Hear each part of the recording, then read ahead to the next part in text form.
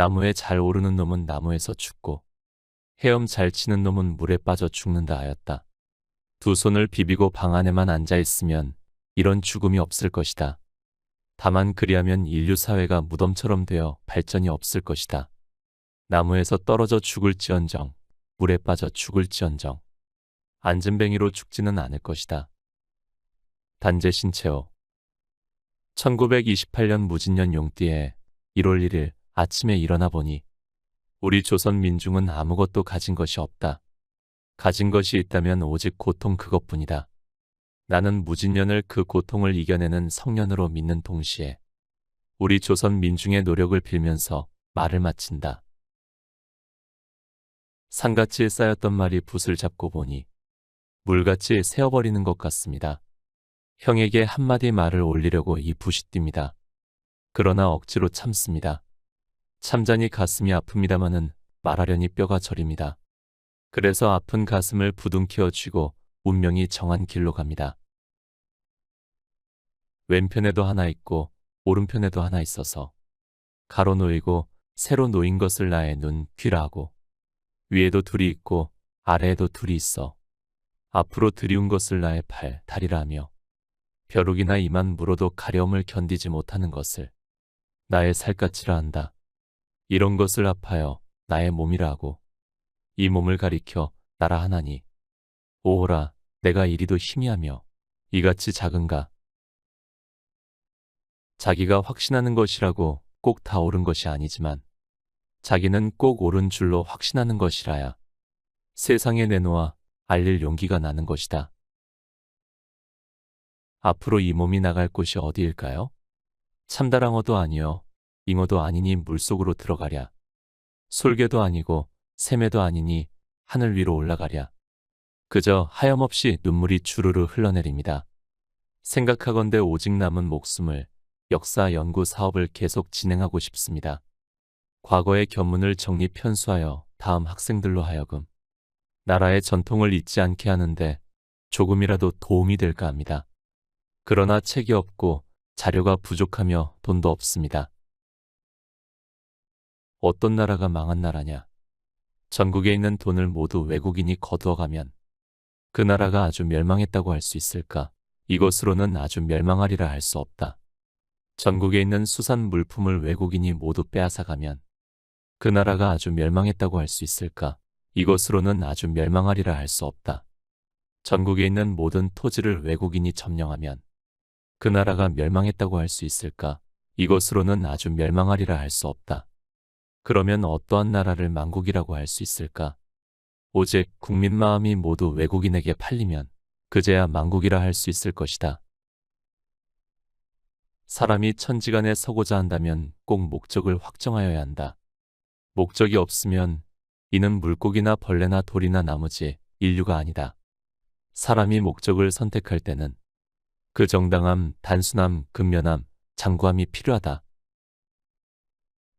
역사를 읽기 하되 어린 시절부터 읽게 할 것이며 역사를 읽기 하되 늙어 죽을 때까지 읽도록 할 것이며 역사를 읽기 하되 남자뿐 아니라 여자도 읽게 하며 역사를 읽게 하되 온 국민이 모두 읽게 할지어다.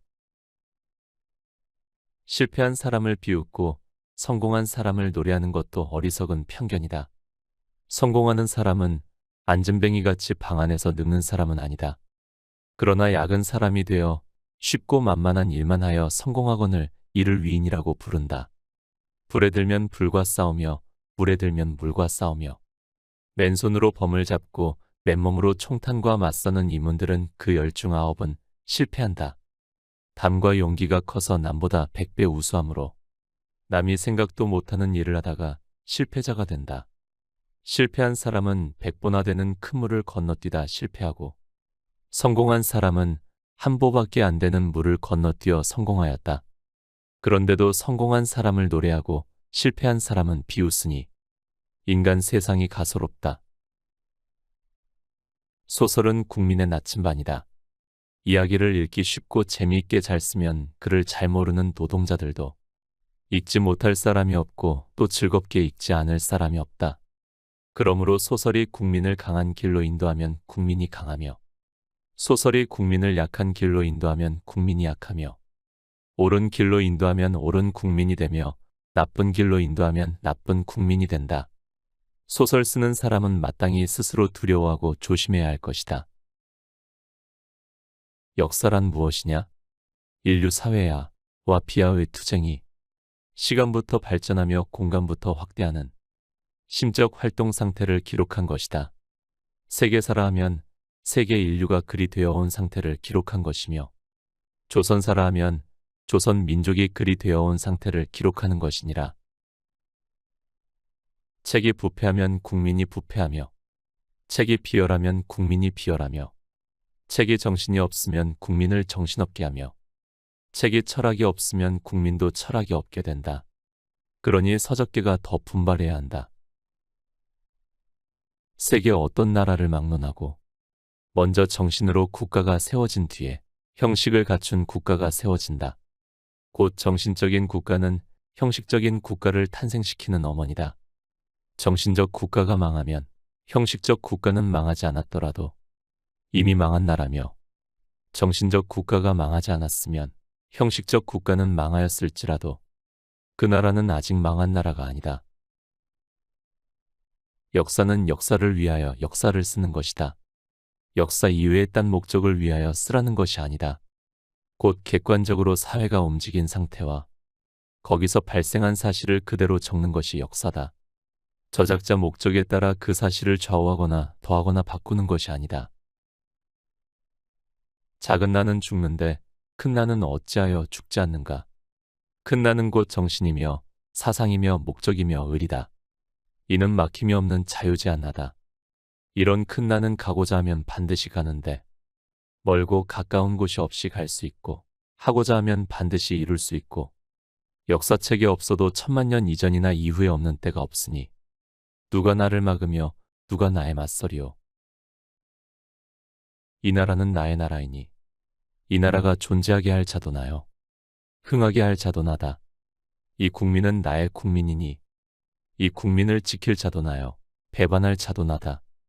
이 종족이 나의 종족이니 이 종족을 보호할 자도 나요, 강하게 할 자도 나다. 이 세계는 나의 세계이니 이 세계를 안전하게 할 자도 나요, 구할 자도 나다. 곁에 두고의 짧은 생각. 24살 봄 직장에 입사했습니다. 그렇게 원하던 직장이었기에 출근만 하면 행복할 줄 알았습니다. 그렇게 여름이 왔습니다. 이상하리만큼 마음이 허전했습니다. 공허하기도 했고요. 분명 원했던 직장이었고 매달 돈도 들어오는데 마음은 그렇지 않았습니다. 마치 깊은 늪에 빠진 것처럼, 좀처럼 마음이 바닥에서 헤어나지 못했습니다. 지푸라기라도 잡는 심정으로 박용철 작가님의 감정은 습관이다라는 책을 읽기도 했죠. 삶의 활기가 넘치는 분들이 있습니다. 그들은 눈빛부터 생명이 느껴집니다. 나이가 젊고 많고는 전혀 상관이 없습니다. 젊은 분 중에서도 흐릿한 눈이 있고 중후한 분 중에서도 명확한 눈이 있습니다. 심지어 상황이 좋고 나쁘고도 크게 상관이 없어 보이기도 합니다. 엄청난 불행을 겪고 있는 사람에게도 생명이 넘치는 눈빛을 느끼기도 합니다. 오늘 소개한 단재 신채호가 그렇습니다. 1928년 무진년 용띠에 1월 1일 아침에 일어나 보니 우리 조선 민중은 아무것도 가진 것이 없다. 오늘 이보다 더 불행한 사람이 있을까요? 하지만 그의 눈빛은 누구보다도 살아있습니다. 속에서 생명이 느껴집니다. 마음의 늪이 아닌 바다가 있는 사람들, 눈의 흐릿함이 아닌 선명함이 있는 사람들에게는 공통점이 있습니다. 오늘 내가 살아가고 있는 이유 그리고 방향을 알고 있습니다. 그들은 삶의 목표가 있습니다. 24살 모든 걸 잃었던 제 마음에 늪이 생겼던 이유도 목표를 잃었기에 목표가 사라짐을 깨닫고 허무해지지 않았을까 생각합니다. 아직 목표가 없어도 괜찮습니다. 삶의 목표를 찾는다는 마음가짐 자체가 우리를 생명으로 이끌어줍니다. 하루를 살아가기보단 인생을 살아간다는 마음으로 오늘을 보냅니다. 오늘 곁에 둘 문장은 자기는 꼭 옳은 줄로 확신하는 것이라야 세상에 내놓아 알릴 용기가 나는 것이다입니다.